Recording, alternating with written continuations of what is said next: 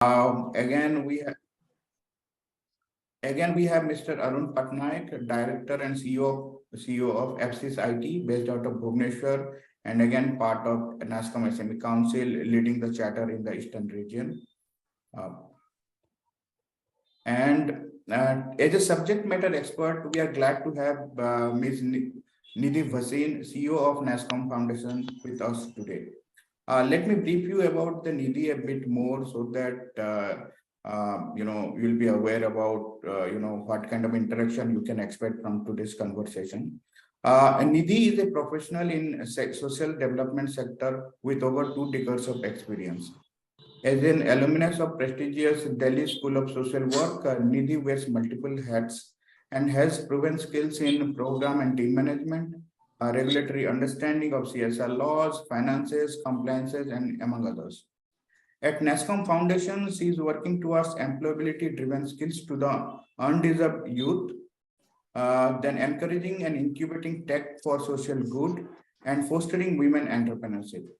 She has been working towards NASSCOM Foundation's vision to build a truly inclusive India through the technology, partnerships with the industries, NGOs, and emerging social enterprises, as well as the governments.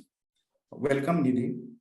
Now, I would like to request her to give us a background about the CSR landscape in India, particularly in the SME sector.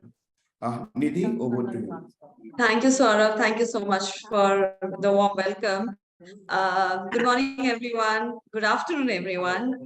It's lovely to be here with all of you. And I think I've been looking forward to this conversation now for a while. And I'm so glad that we're finally having this conversation today. I'm going to share, so I'm not going to bore you for too long. What I'm going to do is that I'm going to share a very short deck which will give you an introduction about what NASSCOM Foundation is. May I request everybody to go on mute, please? That'll be nice if we all can go on mute. Yeah, thank you. So I'll give you a brief background of NASSCOM Foundation, and then I have my colleague, Vinay Bhatt out here, who is a CFO, who will take you quickly through some of the important compliances or what is the need or who qualifies under CSR in the Indian Act.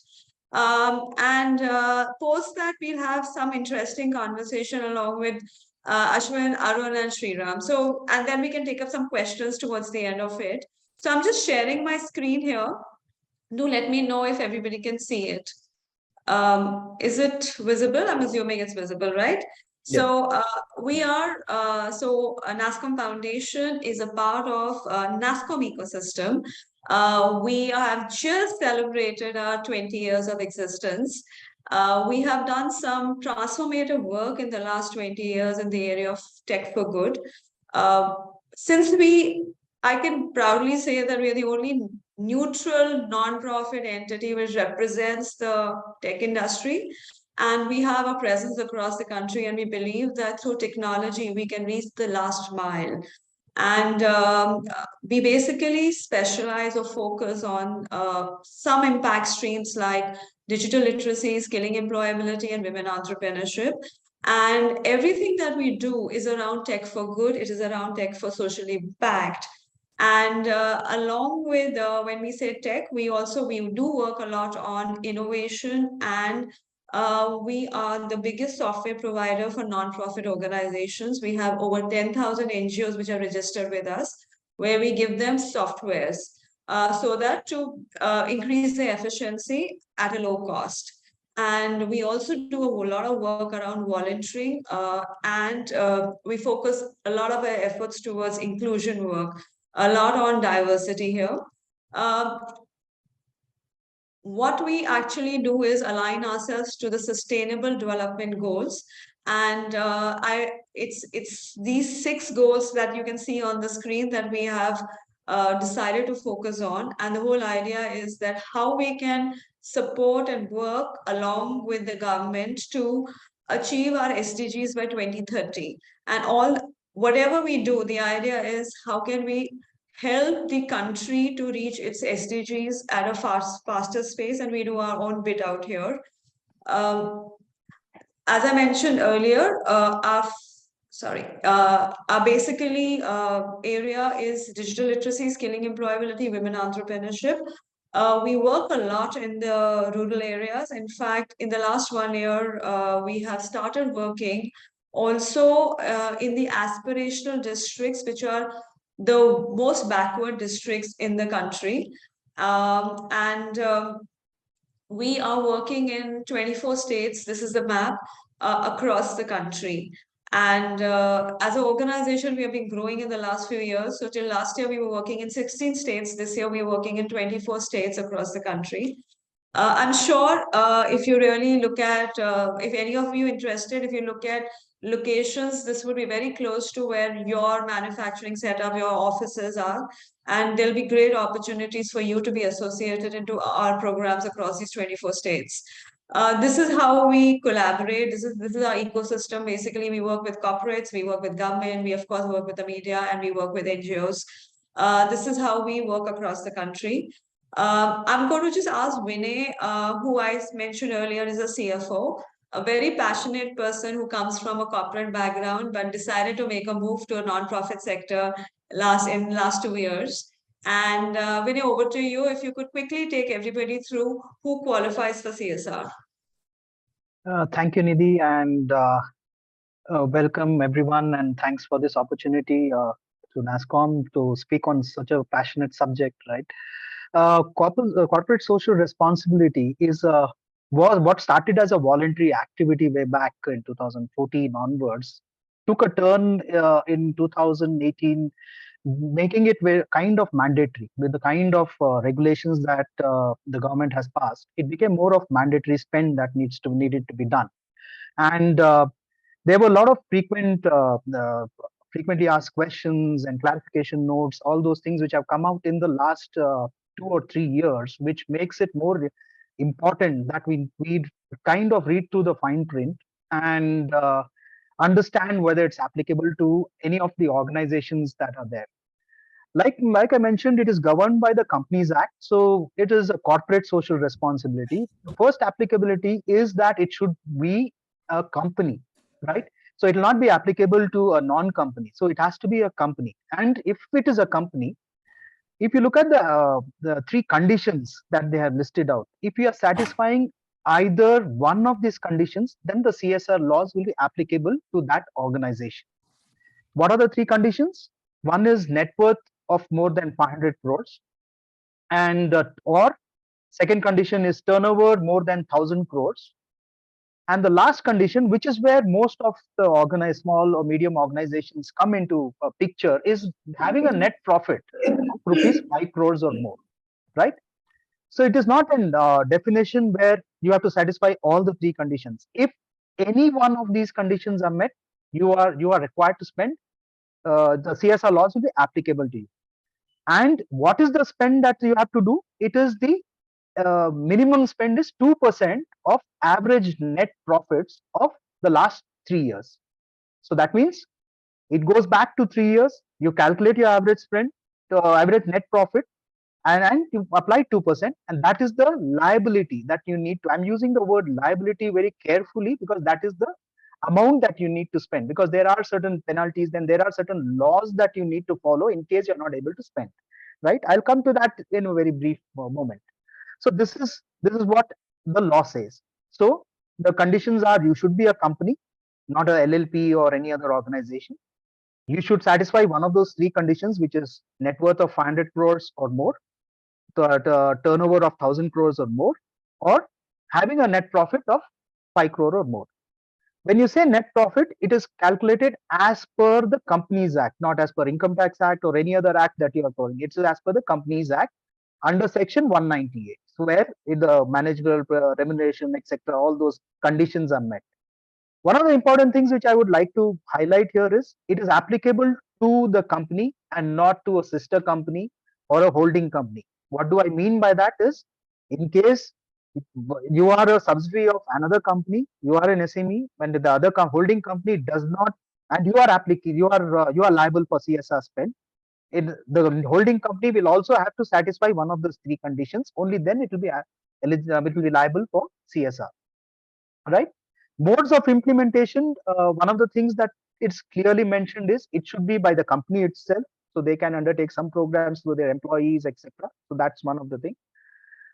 Through implementation, through eligible implementing agencies like NASSCOM Foundation, there you can contribute and then design a specific program which satisfies the conditions or the programs listed down under Schedule 7 of the Companies Act, or in collaboration with one or more companies, come together, which is where most of the SMEs would look at, come together, because the liability may be a little smaller amount, but you come collectively, you can make a a larger amount. So then you can come together and uh, form a collaboration, right? Activities that doesn't qualify under CSR. While I say Schedule 7, it has listed down some 15 items that qualifies, like skilling, filing, poverty, elimination of poverty, etc., etc.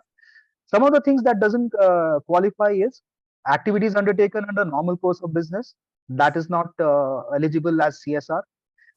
When I say activities, in case you have got a permission to run a business or start a business, and there are certain conditions that you need to satisfy, that you will develop something or some one of the conditions for starting the business. If you are doing that, that is not eligible under CSR. That is directly related to your business. Okay, any activities, because corporate laws CSR is applicable within India, and any activities that you have undertaken outside of India will not be eligible for CSR, right? Of course, I would say money contribution to political party. And a lot of times, what happens is there are employees who do volunteering, and there are certain activities that involve certain expenditure. Such activities which are benefiting larger employees together of the organization, those activities are not eligible for CSR.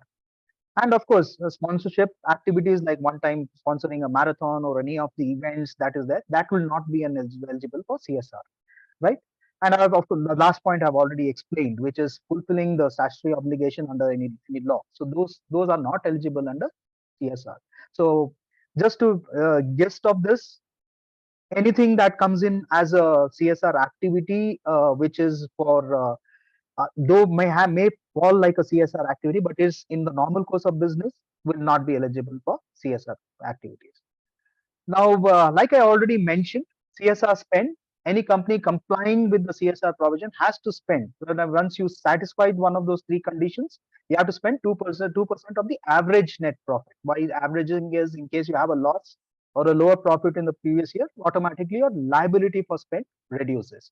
And I already mentioned this computation of net profit as per CSR is as per section 198. So there are certain conditions where you define, right? So some one-time activity, profit on sale of business or loss on sale of fixed assets, those are excluded, right? So those are things that has been the managerial remuneration should be deducted already, and this will be profit before tax, right? One of the important activity, one of the things that we need to keep in mind are, there is a CSR committee that needs to be done, right? If the spend is a certain larger amount, then every company has to have a CSR committee. Why is that required? Because it is like a separate task that is given, and it is closely monitored. That's the reason they say you have to have a CSR committee. And CSR committee should consist of 3 or more directors. If there is an independent director, there should be one. That person will also be part of the CSR committee. But a lot of unlisted public limited companies, which are public but not listed as yet, so and private limited company or closely held companies will be excluded. So that means that there will be no independent director. So any couple of directors would be enough to form the CSR committee. A private limited company, like I mentioned, if it has the requirement for forming a private limited company is that you need to have 2 directors, and if there are only 2 directors, then those 2 directors will form the CSR committee. And of course, in case of foreign company, one of the directors should be at least resident in India, which is the norm that is there for registration as well. That person should be necessarily part of the CSR committee. Why is this important? Why am I saying this? Is because there are 3 factors to it. One, like I mentioned, this CSR laws are board driven and monitored by the board, and it is it's further monitored by your returns that you file in your annual return during your closure, after the closure of books. So the board or the committee becomes the important factor for driving this CSR spend. So that's in gist. There are certain forms and other returns that you would need to file, which is CSR one, that is post closure of books, and then you have to give. Then the CSR committee would also have to give in your annual report if, that you list down what are the activities undertaken, and there are certain conditions in case you are not able to spend. What do you need to do? That is, there is transfer of money to a separate account designated as CSR unspent money, or transfer to some of those specified funds like PM Care funds before the end of 30th September. So these are the 3-4 conditions that I would say are very, very important. Over to you, Nidhi. Thanks for that.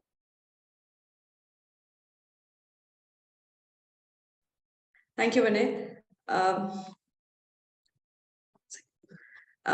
Sorry, I'm just going to scroll my deck a bit. So towards the end, if anybody has questions, Vinay will be around to answer those questions in case of what is in terms of any compliances or how to go about it. We are happy to help you at any point of time. If you want more information, you can always reach out to us.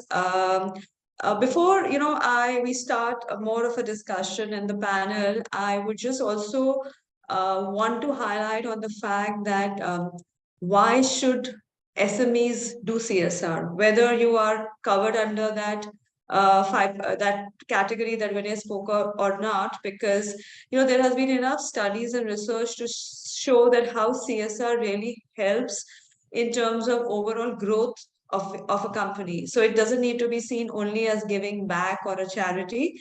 It helps you in case of whether from a business point of view or from your employees point of view, or just a overall long-term thinking out here, in terms of how technology can be integrated. So this is just a slide. We'll be sharing that with you about that. CSR doesn't need to be only when the government is asking you to do that. CSR has to be more because when you align it to your business purpose, there is a more long-term benefit that you get back from it. It is one, as of course, a feel good, but it is also about from a point of view of better employee satisfaction, better visibility, better recognition of the brand. So there are many aspects that we'll be covering in this discussion. So I'm going to stop sharing and start the discussion by asking. I think my first question would be to Sriram. Sriram, I've been interacting with you for a while now, and you're also on the board of NASSCOM Foundation as an advisor. I know for you giving back, or let's say CSR, it's not a new thing.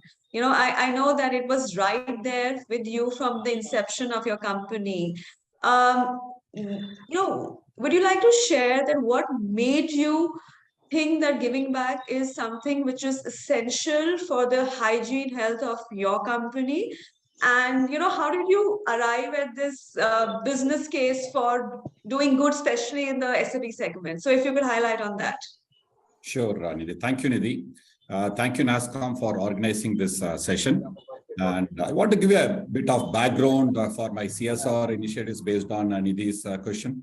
Actually, I've studied in Sriram Tabonam School in Tiruparathri near Trichy, Tamil Nadu.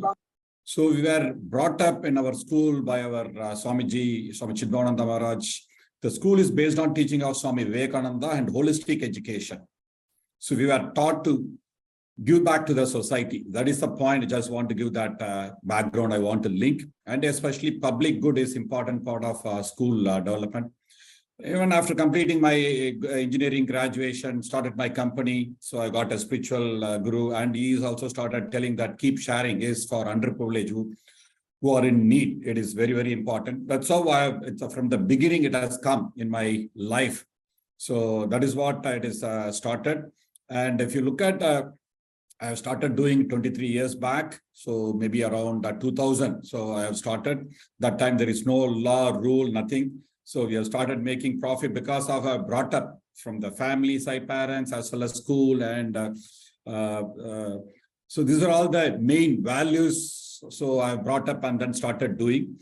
And if you look at after a few years, I've started doing. Initially, there is no trust or foundation. So, and gradually has created a trust and then started doing through this trust as well.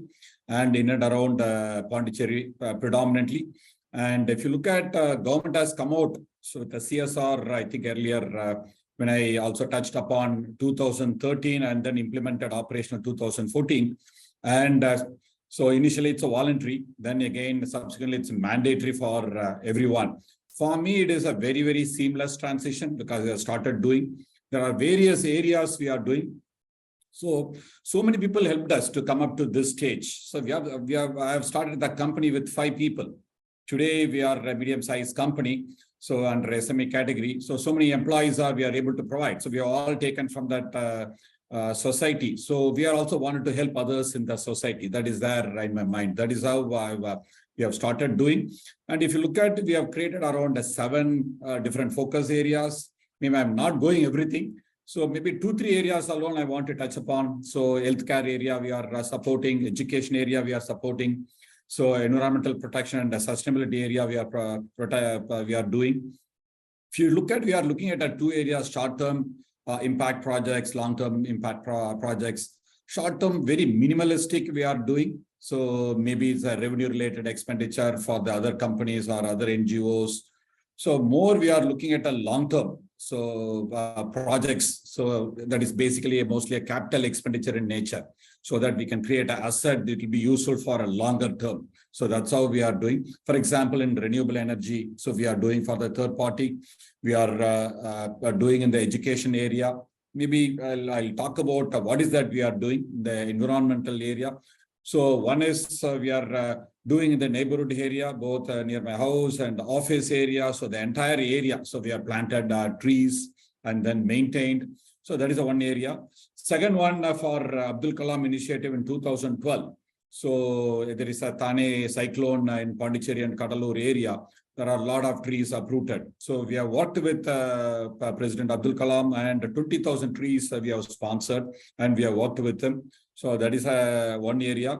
And we have created a private forest as well. So for, if you look at moving to the next one, so regarding water conservation. So we have created around 11 ponds. We have funded 33 million liters of water during rainy season. We can store, and then it will be benefit the entire neighboring villages as well. And renewable energy also, in addition to our own solar plant. So we have done for third party as well. Wherever I've studied engineering college, they have a old boys building is there, association is there. So they wanted solar power plants, the entire solar power plant we have sponsored. And if you look at education, this is the last bit of the project. So we are running 2 schools near in Maduranthakam. Around 1,100 underprivileged students are studying. So we are sponsoring all the capital expenditure. So we are funding. Similar way, we are providing a scholarship to the underprivileged people, close to around 35 to 40 people every year we are doing. These are all the different types of projects we are doing. And if you look at it, is linking with earlier also why SMEs are doing. Nidhi has also addressed. And if you look at, one is related with, again, reputation. So companies can build a positive reputation among the customers, employees, stakeholders, local people, local leaders, local community. So that is also will benefit. Again, increased customer loyalty also. Customer also watching. So they are also linking. So they are able to connect and they are in their mind. So immediate recall, some sort of preferences they are giving. Again, attracting and retaining top talent. Nowadays, Gen X, millionaires, they all want to be part of this, whatever initiatives we are doing. Again, related with risk also. See, something is happening in the company. So it's not intentional, unintentional. Either local media or local people or local communities should support you. So you have to create a positive impact with the local community. It's a very, very important. These are all you are building a positive credits with the local community. Again, improved relationship with the entire stakeholders. So these are all very, very important. And if you look at recognition, so there are just one or two just want to touch upon. Very recently, so a few days back, again, Ramakrishna Math, they have given an award, Swami Vivekananda Award. Why I'm linking is, so there are various people are recognizing. I have posted this in LinkedIn. So I have posted continuously on business related. more likes, more comments, more things. So people are able to relate and then able to see. So that is very, very important, including customers. Foreign customers are all able to see and then do. And again, earlier Nidhi also touched upon, even NASSCOM looked at that, whatever initiatives we are doing. So they have inducted me into the NASSCOM Foundation board as an advisor and representing SMEs. So these are all the various benefits. We are involving our employees in that activities. So we are involving our customers also whenever they are visiting. So we are involving them. So we are able to emotional connect. We are able to bring in, it is indirectly benefiting. I'm not telling directly, definitely it is indirectly benefiting. So that's how very seamlessly we have transition. It's joy of sharing and giving, Nidhi.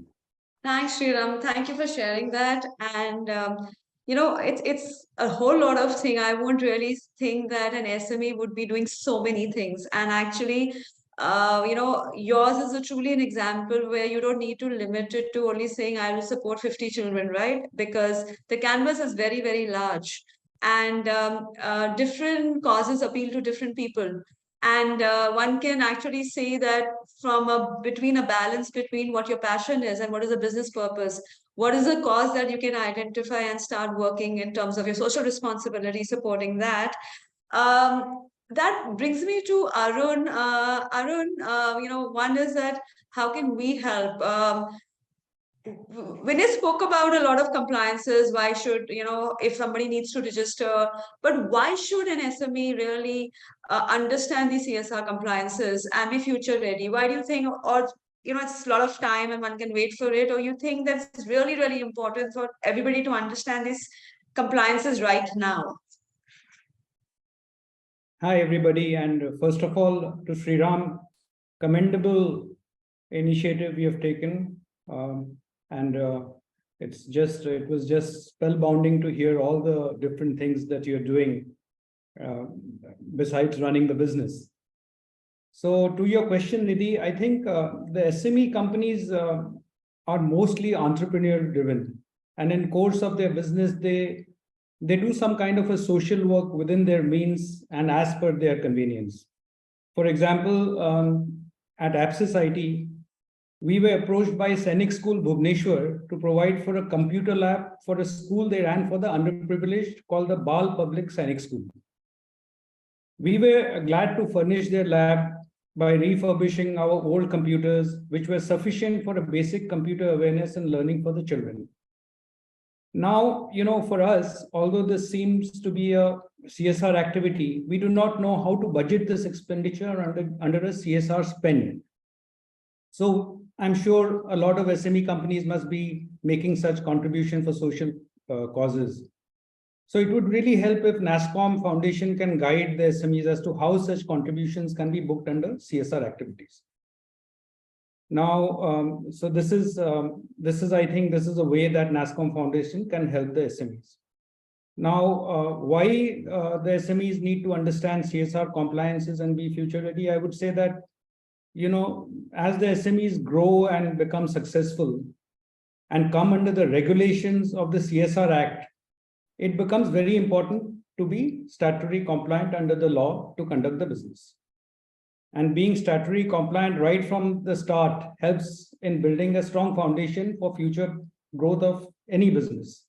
Therefore, for SMEs, companies aspiring to grow, a focus on CSR right from the start will help building in a strong foundation, not only in maintaining the statutory compliance, but also in sending a message that this company is focused on giving back and making a difference to the underprivileged, which helps to, like everybody said, to generate the overall goodwill from the stakeholders and also building a strong brand for the company. So I think this is how you can help, and this is how, why it is important to understand the CSR compliances. Thanks, Arun. Your first point, we're happy to really help anybody who wants us to guide them, support them in figuring out, how they can structure their giving back under CSR. Our teams will be very happy to do that.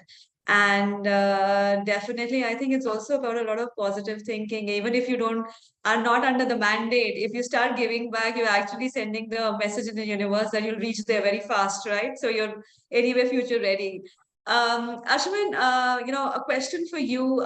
So one can talk about mandates, right? One can talk about 2% as a CSR mandate by the government. And even for a lot of large companies, it's a tick in the box, right? How do you think the CSR and giving back has to be beyond tick in the box? And what would be your advice in continuation to what Sriram and Arun said about, how this can be linked to a business purpose and the organizational goals? Thanks, Nidhi. I think it's a very important topic in the way corporates function themselves. Okay, a corporate for me is a living organization, independent of what it functions, and corporate live beyond entrepreneurs like us. That's what SMEs kind of have to believe, and CSR is kind of a component associated with it. And if we do some kind of deep thinking, if you look at what Sriram has been able to do, he did CSR when there was no mandate. So CSR investments are not a tax. That perception SMEs have to kind of believe that the 2% contribution is not form of something because the government is telling you to do, is a form of a tax. It requires the right spirit to be coming in and being built by the organization itself. The culture within the organization has to kind of drive the CSR impact. So we kind of say nobody becomes poor by giving. It's easier to give rather than to take. If we live by these two philosophies as an organization, the benefits are multifold. They are not material benefits. You can't kind of count those benefits. If you look at Sriram, I think he's built a business of 2,000 people around, but the satisfaction on being able to give back to the society with the right spirit is extremely high. If you can kind of build that culture top down in an organization in CSR, the spirit drives it. You can't define it by saying that you have a criteria of a certain percentage of funds being spent on CSR, but you can kind of think about it having a lot of intangible benefits. We are an intangible business. All tech companies, SME tech companies are in the intangible business. Our intangibles are our set of people, our set of colleagues, etc. And if you set the right culture and the spirit of doing CSR and giving back to the society, you cultivate that whole ecosystem within your organization of also giving it back to the society. And when you do that, the benefits are multifold. Retention of employees, uplifting of the society, and what goes comes back. As I say, it's a circle of life. So if you be slightly philosophical, what goes and comes back, it's a circle of life. If you contribute back, if you train students, if you invest in education, it's easier to hire. So you can think of initiatives with the intent and the right spirit and not consider it as a tax. That's the way I would kind of think about it, Nidhi. And you can certainly create a fairly large positive environment because of CSR. We as an organization have done multiple different CSR initiatives, we qualifying for a CSR also, but never were structured. Fortunately, when you become to a certain size, you can kind of think of structuring it as an SME also. And the general belief that an SME cannot do CSR. You can do 1 rupee as CSR also in today's world. So the amount does not matter. It's the spirit which matters. I'll just put it this way. Have the belief that 1 rupee can make a fairly large difference to somebody, and your intent of doing that. The policies can follow. Your intent has to be right of doing CSR. I'll put it this way. If you can define that in an SME, I think you can make a fairly large difference. Thanks, Ashwin, for sharing that. Completely agree. One, you said you don't get poorer by giving, and every drop in the ocean matters, right? And it's about also we are living in times when culture of the organization is very important for the Gen Z. And this is one of the things that a lot of younger employees look at as taking back from a workplace, that how it's a part of culture in a company, that how giving back is so important, or how you're involving in volunteering and other processes. Sriram, I know you've covered this in the initial question I asked you, but quick one on that you've already shared that you started all this process many years back, right? But as you got more and more in the section where you were qualifying for 2% CSR, how did really being ready for it, how was that a jump start for you, and how did it really help you to make things more systematic? Thanks, Nidhi. So for me, it is the transition is smooth, Nidhi, like you have mentioned, Ashwin and Arun also mentioned. So in the initial, even before law come into effect, even voluntary, so we have started doing. So it is very, very smooth. It's in our heart because we are taking from the society, whatever we are earning, it's all from the society or environment. So we have to give back. So that is there in my core of my heart. So that transition was smooth. In that process, so we have integrated part of our strategy as well as part of our goals, part of culture and value systems. So all that we have integrated. So that means, to give you an example, Nidhi, one is it's a 2%.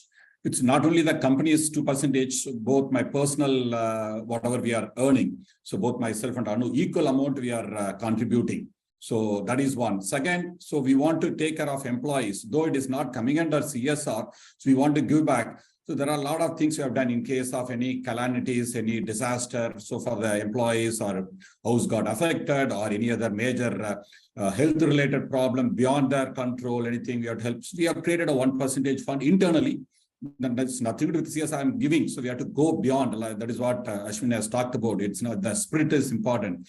So that is what we have done. So because it is there in our strategy, it's part of our goals. It is part of our value system, part of our culture. So we have created a committee. So committee is recommending, that is what so we are doing. It should be embedded part of our entire culture. So that is very important. Plus we have to start involving employees also. Whenever we are doing any CSR activities, we will involve senior management team, middle management team to come and hand over the check or any other initiatives, so that the giving back culture is coming. Though it is a company is doing, so we are asking them to hand over the check. So whenever our customers, foreign clients are coming, we are requesting them. So they are also able to relate. And we'll ask the beneficiaries to explain what are the activities they are doing. So how many people are getting benefited. So all this they are able to relate. So all this because we have embedded so in our culture, so we are able to do Nidhi. Thanks, Sriram. You know what I gathered from what Arun, Ashwin, and you said was in terms of one, it doesn't need to be a mandate. It has to be within the, let's say, the program design of a company, right? It has to be from the inception. And but having that as an integral part of a company really helps you to be compliant when it comes to the government mandate, right? So it's a combination of the two. Sorry, Arun, you wanted to say something. Yeah, so sorry for interrupting, Nidhi. I think Sriram and like we are all very right that it has to be very purpose driven right from the very beginning. But I think what has happened is, my question is more towards, kind of meeting the statutory compliances, because I think when nobody realized with COVID will come a very massive digital transformation and it will throw up a lot of opportunities for the IT industry as such. And I feel whenever I talk to my colleagues and talk to my friends in the IT industry, suddenly there is this whole discussion about, hey, there is a compliance that needs to be done on the CSR front this year. So I'm sure a lot of my colleagues would be attending this. So just to cite in, if you can just let me know, Nidhi, how can NASSCOM Foundation support an SME company who for the first time has to spend an amount of, let's say, 5 lakh on CSR to meet the statutory compliances before 31st March 2023? Does it have to form a committee or how does it spend it? Because, it's a matter of statutory compliance which they need to get compliant on. So can you please advise on this? Thanks, Arun. Sure, I would love to give an answer for that. And there are a lot of connected questions on the chat box we can take up. And I think Vinay being here can help us with some of these answers. But, the first thing that I would say is how can we help? We can firstly help you to figure out how do you go about it, right? In terms of, our team can support you by understanding what are the amounts. First thing is, what are the amounts? Are you qualified under it or mandated under it? not, and what are your timelines? These are things that we can help you to understand that. If there is a particular, I saw a question out here saying that do we need to spend? So if you are qualified under it, you need to spend before 31st of March. So, which means from now to 31st of March, there is a very limited time. When later on Vinay comes on and he'll explain to you what happens if we don't spend it. But also I will touch on the softer aspects out here to say that you want to help, you want us help in figuring out what are the compliances. We are happy to do that. Second is how to build your strategy around giving back, right? While we as an organization say that we work on tech for good, but since we are a part of the NASSCOM ecosystem, we are very happy to support you in understanding your causes and figuring out how do you go about it. There could be two ways. If we can do something for you by implementing your programs, we're happy to do that. If we can't, we're happy to recommend NGOs who can do that, since we have over 10,000 NGOs who work with us. That is one thing. The third is that we can ensure that you're compliant. So we will ensure that your spend is such a way that it's compliant. It is not that it's on a particular cost that you're passionate about, but the government doesn't cover it. Next, we will ensure that you have the right kind of reporting on it. And also, one of the things that we can definitely do out here is that bring some of you together once we understand that that what are your causes, and maybe make a pool of funds out here which we all can define that these are the 2 or 3 causes that we all are passionate about, and we can help you to execute those programs and show a larger impact. Vinay, do you want to comment from us saying that if they are not able to utilize this money till 31st of March, what is the way forward for that? Yeah, thanks. Yeah, so if you're not able to spend, one of the things that you'll have to do is, if in case it is an ongoing project, right? When I say ongoing project, what has been defined is it's a multi-year project. Like you start this year, but it covers 1 or 2 more financial years. That unspent money has to be transferred to a separate bank account, designated as unspent CSR money, whichever year that is, 22, 23 in our case, and within 30 days from end of the financial year, which is 30th of April 2023. That's the condition that they have mentioned, and you can repurpose it later. The reason being that, the logic being that, the thought behind this is that you don't use this money for your regular business activity. Like suppose you have a borrowing and all, you can take advantage of not spending, keeping the money, because this is what you have committed. And in case it's a one-time project, within 6 months, within 30th of September, you have to transfer it to one of the designated accounts, which is either PM Cares, Army Welfare, and there are about 15-20 things that has been listed. So before 30th of September, which is before you close your account and hold your AGM. That's the best time, because in your annual report, you will also have to mention what you have done with the unspent amount and all. So it's better if you do that, right? So that's the liability of unspent amount as on 31st of March. Over to you, Nidhi. So, Thank you. Sorry, Arun, sorry, you were saying something. That's very helpful. It's very helpful. Thank you very much. Great. I just want to add, in addition to whatever you have shared, Nidhi, so all are very valid points.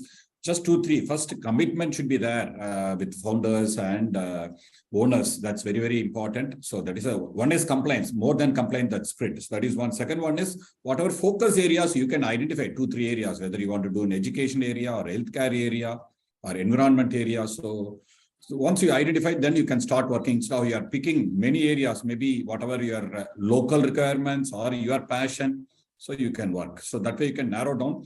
My only one more point, always engage when you are doing this CSR, local leaders, local communities, very, very important. That's where you are doing business. Once you start growing, go beyond your local area. So initially it will be local. That's just my suggestion, Nidhi. Completely agree with that, Sriram, because especially giving back locally is very, very important, and that's also covered under the CSR law, that it's encouraged to give it wherever your business is. I will just also suggest what I mentioned earlier when I was answering when I was answering Arun's question. Sometimes when you have smaller amounts, it cannot have large impact. But if some of you come together, and we make a pool of money. And that is what, my conversation with Sriram has also been, that if some of you come together, even if it's 2 lakhs put together or 5 lakhs to put together, and we make a large pool, 10 of you who give him 5 lakhs makes it 50 lakhs, which has a huge impact on the society. We need to come up, of course, with a common purpose, common goal, common cause, right? We have to agree on, and today's time, while we can suggest a few, skilling youth could be one of the common causes that everybody, there's a huge talent gap. Also, we have a country where we have the largest population of unemployed youth. Maybe that's one cause that one can look at, and all of us can come together, and we can take the responsibility of making sure that we execute that program and we show you the real stories from there. There could be other things where it is about, one of you mentioned earlier that COVID has seen that, there's been a major digital transformation. While some of us have been lucky to benefit from there, it has also led to exclusion. And a lot of people in the rural areas are excluded because they don't have access to technology. Can we, something as basic as digital literacy, can we all come together and take a goal of saying that the SMEs put together will make 1 lakh people from a certain area digitally literate by so and so date? These are efforts that make us also come together and say, okay, well, how we can have a larger impact. So that was one of the things that, if NASSCOM Foundation can help all of you to put that together, NASSCOM team, Saurav will reach out to you with a few options, but that's one way that we can really work together and a joint force can really have a deeper impact. Absolutely, Nidhi. It's a very good suggestion you are telling to SME companies, because we are, one of the point I'm just taking is skilling of youth. We are solving the entire country's problems, the industry problems, so various things we are addressing. Absolutely, Nidhi. Yeah. Should we just take, Saurav, there are some questions on the chat box. Should we just take those questions? One last comment I'll make. Sure. So my only suggestion when you're looking at CSR is you might want to look in-house into your teams also. There are a lot of champions within the organization who might be individually be doing CSR. So you might just want to think as SMEs that you might have these spotlights of excellence, and you might not have to look outwards also sometimes. And you just kind of open up in-house, and you'll find these champions who are already actively participating in multiple NGOs, multiple activities, etc. And they might be needing support of funds, and they might not be aware that your organization has got capabilities to be able to do that. So sometimes you just don't have to look outwards, just look inwards at some points of time, which has worked for us. And we found multiple different initiatives only because of looking inwards. And it is not too late to start. Start today is the way I put it, CSR. Don't look at is as a tax. That's my only perception. Your finance teams, everyone will say, no, you got to complete this 2% before 31st March. You don't have to wait till 31st March. And as Sriram has been kind of spearheading this, and he kind of given examples from 2000 when there was nothing like this. Start today before it's too late, and make it as a regular activity as you conduct your business. Thanks, Ashwin. I think that's a great idea. And I have seen that the large companies also, there are companies like Dell and all who actually take recommendations from the employees. And then they decide that what is going to be the focus for the year. And I think that sees a lot of ownership, and somehow directly or indirectly, it helps in more employee satisfaction also. So it has both. Yes, from within the resources, you can get the ideas, and it also helps them to feel more satisfied. Yes, completely. There were some questions. We can just take those. Saurabh, should I take, or you would want to? Yeah, Nidhi, you can take it now. No worries. Okay. There's a question which says, does NASSCOM Foundation run any CSR jointly with other companies? Yes, so NASSCOM Foundation basically runs all the programs through collaboration with CSR partners. So 95 or 99% of our programs are because of a collaboration with a CSR partner. It could be of any size. It could be from 2 lakhs to 20 crores. It could depend on the size of the program. We basically work along with them to execute these programs. Then there is a question on scope of media association with NASSCOM, how and what a media can do in the CSR programs. I think there's nothing to beat the role of publicity, awareness, advocacy when it comes to any social issue, right? We cannot underestimate the role of media. Directly, if there is in terms of like a support, media can really help the other SMEs and NASSCOM Foundation in telling our story better, reaching out to more supporters, donors, partners, and also from of course, if you qualify under CSR, then a combination of awareness, advocacy, publicity, plus funds to do that, right? To do the impact work. It could be a combination like that. There is a question on looking for CSR partners for key projects in health and education area would be able to support. We are happy to kind of, help you with that. You can reach out to Saurav and you can connect with us. And we can help you to identify partners in this area. Once we understand your geographical area, your need, our teams can really support you into identifying these NGOs and work with them. There are, can you see, I'm sorry, on my screen, I can't see. There are a couple of more questions earlier about compliances. Yes, Yeah, yeah. Nidhi, Yeah. I think I can summarize. Yeah, I've please. listed down Yeah. the questions. Yeah. One of the questions was, are there any different responsibility for small companies? No, unfortunately, there is no categorization in the Act. It is the same thing, the same CSR form, everything. So everybody has to fill the same only the liability, the quantum of liability changes. Is committee formation mandatory for all companies? While it is mandatory, there is an exemption. If your spend is less than 50 lakhs, you don't have to form a committee, right? So it is only at 50 lakhs and above. That's also because they realize that having a committee at a smaller amount is also kind of adding on to the cost. So that's what it is. Then what is the last date? I think we have answered that for CSR. It is 31st of March. I really like what Ashwin and Sriram had mentioned earlier is plan it in advance. It is not about your spend. It is about the impact. If you look at it as more of an impact and the change that we want to bring, the last date really doesn't matter because you'll plan it well in advance. And what happens to the amount unspent? Yeah, like I mentioned, ongoing project to a separate bank account within 30 days from end of financial year, which is 30th April. And in case of one-time project before 30th of September, ideally before your AGM. And can a person who is not a director be a part of CSR committee? Yes, of course. While the minimum requirement is mentioned, there is no cap on the maximum number. So they can a non-resident director of a private company still be a part of CSR committee? Yes, but the mandate is that there should be one resident director, right? Why is that? Because like for all other acts, whether you name it Income Tax Act or any other act, you will need to have a local resident who will be served notice in India. So that's the reason you'll have to have that, right? Giving money to NGO who does a marathon, does it qualify for CSR? Unfortunately, no, it doesn't qualify because it is clearly mentioned one-time activity. What you can do is donation to NGOs can be treated as an ATG benefit in case they are eligible for. One of the things that I would like to also mention is it cannot be any NGO that you donate or partner with.